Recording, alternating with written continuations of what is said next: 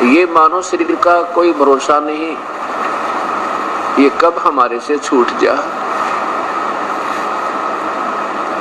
कबीर साहब कहते हैं कि श्वास उसास में नाम जपो, वही व्यर्था श्वास मत खो, और ना जाने इस श्वास का आवन हो कि ना हो। और फिर बताते हैं कि वह पृथ्वी पति चकवे गए जिनके चक्कर चलंत, ये रावण श्रीखे कौन गिने ऐसे गए अनंत। इसी जमीन के ऊपर जिन पर आज हम अपना कब्जा किए बैठे हैं, जिसको हम अपनी मलकियत मानते हैं, अपनी संपत्ति मानते हैं, इनके ऊपर अरबों और खरबों व्यक्ति ऐसे ही अपनी संपत्ति समझते रहे, लेकिन वो इनकी थी नहीं। वो चले गए, संपत्ति ज्यों की त्यों यही है। इस बारे में परमात्मा कहते हैं कि काया तेरी है नहीं, ये माया कहां से हो। नादान, जब तेरा शरीर अपना नहीं है तो संपत्ति तेरी कैसे मान लिया आपने, ये भी जाना है तेरे हाथ से छूट जाएगा। काया तेरी है नहीं, ये माया कहां से हो। चरण कमल में ध्यान रखो, इन दोनों को खो।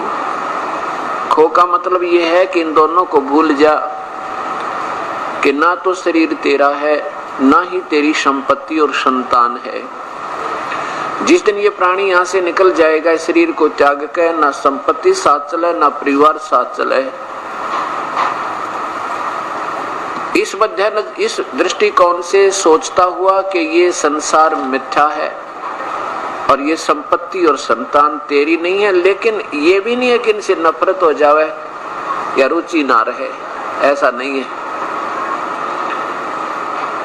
हमारा जो प्रारब्ध है, संस्कार है, उसको हम पूरा करेंगे और साथ में परमात्मा के नाम को, परमात्मा के ध्यान को, परमात्मा की सेवा को सर्वप्रथम रखते हुए हम सब काम करते रहेंगे। अगर हम ऐसा करेंगे तो नहीं करेंगे तो भी हमारे संस्कार अधूरे रह जाएंगे, क्योंकि वो फिर लेन देन बचा रहेगा आपका, वो फिर संस्कार अपने बाद में भोगने पड़ेंगे। इसलिए हमने अपने बच्चों को भी परवरिश करनी है और समाज के अंदर एक अच्छे भक्त और नागरिक बनकर रहना है। बीड़ी शराब मांस तंबाकू कोई अमल नहीं करना, किसी की आत्मा दुखी नहीं करे। चाहे एक समय रोटी ना प्राप्त हो कोई बात नहीं, पर किसी की आत्मा दुखा के और 2 नंबर का काम करके या कोई रिश्वत लेकर अपना पेट पोषण नहीं करे, परिवार पोषण नहीं करे, ये एक अच्छे नागरिक के गुण होते हैं। फिर उनके निकट परमात्मा स्वयं होते हैं। हमने अपने एक शुद्ध आचरण करके समाज में ये भी दिखाना है कि भक्त किसे कहते हैं। यदि हमारे कर्मों में, हमारे कर्तव्यों में आम नागरिक जैसी ही भनक आती रही, ऐसी झलक आती रही, तो फिर भक्ति और भगत और अभगत में, यानी संत और असंत में फिर अंतर क्या रहा। आपस में प्यार तो रहे, किसी प्रकार भी अपनी आपस में, जैसे परिवार के अंदर जो बड़े भी होते हैं छोटे भी होते हैं, उन सब का सहयोग लेकर चले। कबीर साहब कहते हैं, एक ने कही दूसरे ने मानी, और कह कबीर दोनों ज्ञानी। एक कोई कहते भी ये काम ऐसा करते हैं परिवार का सदस्य, दूसरा कहे कोई बात ना ऐसे कर लेंगे, और फिर प्रेम से समझावे थोड़ी देर बाद कि इसको ऐसा कर लें तो ठीक नहीं रहे, और उसी समय उसके साथ उठ पटांग कह दे नहीं ऐसा नहीं ऐसे करेंगे, तो वो खेचा तानी बन जाती है, वो अशांति का मूल कारण बन जाती है। इसलिए हमने अपने समाज में भी प्यार से रहना। जैसे आपको कोई गाली दे देता है, कोई बात नहीं, आपके अंदर उतनी ही वापस गाली देने की फिर अंदर से कसक होती है, तो फिर तो भी आप भक्त नहीं बने, अभी आप में साधुता आई नहीं है। कबीर साहब कहते हैं, आवत गाली एक है उल्टा हो अनेक, और कह कबीर मत उल्टियो व रह जाए एक की एक। एक ने गुस्से में आके, क्रोध में आके, किसी के कहन सुनते या मिसअंडरस्टैंडिंग तक, किसी की गलत धारणा से आपको कुछ उठपटांग कह भी दिया, तो आप उसका तुरंत प्रतिफल में बदला मत दो, उसका तुरंत जवाब मत दो। फिर वो एक देगा, एक और दे देगा, वह दो ना हुए। दो जब होगी जब आप उल्टी दे दोगे, उल्टी गाली आप उसको पकड़ाओगे तो वो 20 और सुनाएगा और फिर हाथापाई हो जाएगी और फिर हानि ना जाने कहां तक पहुंच सकती है। इसलिए क्या बताते हैं कि आवत गाली एक है, उल्टा हो अनेक, कह कबीर ना उलटियो व रह जाए रहे एक की एक। गाली ही से उपचे और कलह कष्ट और मीच, हार चले सो संत है भाई लाग मरे सो नीच। अब गाली ही से क्या होता है कि हाथापाई हो, झगड़ा वगड़ा हो गया और फिर ना जाने मौत भी हो जावा किसी की। गाली ही से उपचे कलह कष्ट और मीच, मीच माने मृत्यु।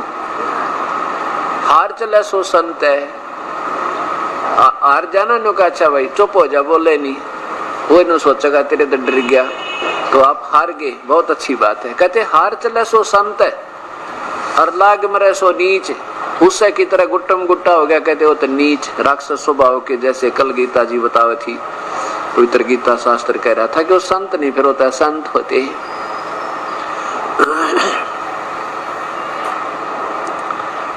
अब हमने अपने संस्कारों को भी पूरा करना है, साथ में अपने अंदर बहुत ज्यादा सुधार लाना है ताकि आम समाज भी ये कहे भी भक्ति हो तो ऐसी संत भक्त हैं तो ये हैं जिनमें बीड़ी शराब मांस तंबाकू का कोई व्यसन ना हो और झूठ बोल के अपना धंधा नहीं बढ़ावे, किसी की आत्मा दुखाने के लिए झूठ ना बोले। अब जैसे अब रिश्वत लेते हैं या 2 नंबर का काम करके दुनिया को धोखा देके, कोई मिलावट करके या कोई डुप्लीकेट चीज ओरिजिनल समझ कर बेच के पैसे तो कमा लेंगे आप, लेकिन वो पैसा फिर बहुत बुरी तरह जाएगा आपका। मनमाने कोई बालक बीमार हो जावे या स्वयं को कोई बीमारी लग जावे, लाखों रुपए लगे और फिर वो पैसा भी जावे, अशांति भी, और साथ में जो जिस दुष्कर्म के से वो धन एकत्रित किया था वो पाप कर्म तो ज्यों के तो जमा है आपके, और वो धन रहा नहीं जो आपने गलत तरीके तो अपनाया था, बल्कि कष्ट में होकर गया। इस प्रकार हमने इन बातों को ध्यान रखते हुए अपने अंदर बहुत सुधार लाना, क्योंकि परमात्मा का एक नियम है कि जैसे कर्म और साथ में जैसा भी आपका संस्कार, जो भी आपको मिलना है, उस परमात्मा ने आपको बांट रखा एक जीवन में कि तुझे इतना धन मिलेगा, इतनी तेरी संतान होगी, इससे कम बत्ती नहीं हो सकता, चाहे कोई कितना सिर पटक ले। उससे अधिक करने के लिए यदि हम चेष्टा करते हैं गलत तरीके से तो फिर वो बहुत हानि का कारण बनेगी। लेकिन प्रभु को याद रखते हुए, परमात्मा के संविधान को सामने रखते हुए अपना प्रयत्न जरूर करे, दैनिक कर्म अवश्य करता रहे, प्रभु पर छोड़ दे इसका लाभ और हानि। मान लीजिए आज आपको उपदेश मिल गया, आप 2-4 महीने के बाद फिर आते हो जी कोई लाभ तो नहीं हो रहा, ऐसा कोई प्रश्न करते हैं। आप लोग लाभ किसको मानते हैं कि धन घना आ जावे, रोजाना घनी कमाई होवे, पैसे घने आ जावे तो आप लाभ मानते हो। वैसे तो भक्ति मार्ग में जब आप सही मैच्योर हो जाओगे ना, जैसे कल बताया था, वो किसान की तरह ज्ञान योग युक्त हो जाओगे, फिर ये चीज कौन चाहो तुम धन घना आ गया थोड़ा, फिर तो नो सोचोगे आज सिमरन कम होया या ज्यादा, आज मेरा भक्ति का वो क्यों एक अंग रह गया जो मैं नहीं कर पाया, ये दुख होने लग जाएगा आपको। फिर भी ये परमात्मा वो पूर्ण ब्रह्म है, परमेश्वर पूर्ण ब्रह्म, कबीर साहब सतपुरुष, ये वो शक्ति है कि हमारे भाग्य से ज्यादा भी दे देगा और अच्छे तरीके से दे देगा। आपने 2 नंबर का काम करना भी नहीं पड़ेगा। विश्वास रखना अपने मालिक पे। अब जैसे आपने 4-5 महीने पीछे बताया, दास गुरुजी क्या को आके कहने लगे जी कोई लाभ तो ना होया। और पहले क्या होता था, पहले बताते थे जी बहुत नुकसान हो चुका है, हमने ये भी नुकसान हो गया, पशु भी बिगड़ गए, व्यापार भी कति चौपट हो गया, एक बालक बीमार हुआ था उसका कम से कम भी 1.5 लाख रुपया लग गया। अब ये सोचना कि आपको मान लीजिए व्यापार में या आपके घर में पैसा घना नहीं आ रहा है और वो फिर व्यर्थ भी नहीं जा रहा है, बीमार नहीं होता कोई, वो पशु बिगड़ने बंद हो गए, हानि बंद हो जाएगी, लाभ से थोड़ा ही हो जाइए, वो आपका गना है। क्योंकि उधर ज्यादा आता दिखाई दे रहा था, फिर एकदम इकट्ठा ही चला गया तो वो लाभ नहीं था, वो तो व्यर्थ था, अशांति और बनी। अब ये परमात्मा वो है, विश्वास रखना। कह कबीर सुनो भी साधो, मैं तो हूँ विश्वास में।